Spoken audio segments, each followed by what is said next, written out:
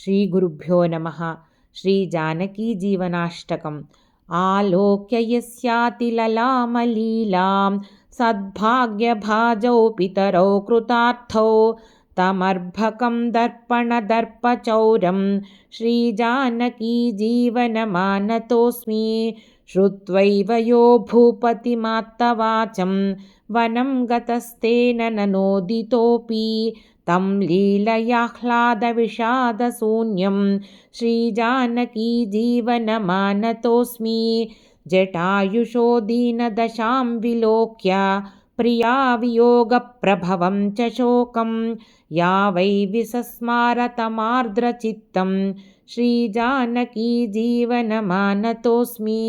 यो वालिनाध्वस्तबलं सुकण्ठं न्ययोजयद्राजपदे कपीनां तं स्वीयसन्तापसुतप्तचित्तं श्रीजानकीजीवनमानतोऽस्मि। यध्याननिर्धूतवियोगवह्निर्विदेहबाला विभुधारिवन्यां प्राणान् दधे प्राणमयं प्रभुं तं श्रीजानकीजीवनमानतोऽस्मि।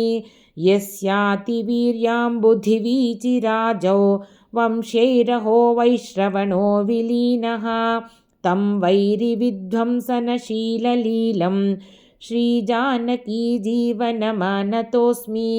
यद्रूपराकेशमयूखमालानुरञ्जिता राजरमापिरेजे तं राघवेन्द्रं विबुधेन्द्रवन्द्यं श्रीजानकीजीवनमानतोऽस्मि।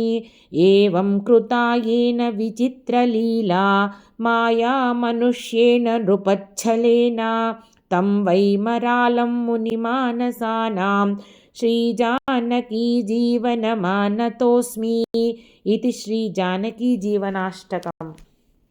నా ఈ ప్రయత్నం మీకు నచ్చినట్లయితే భక్తి అన్లిమిటెడ్ ఛానల్ని సబ్స్క్రైబ్ చేసుకుని మీ అభిప్రాయాలను కామెంట్స్ రూపంలో తెలియజేయండి.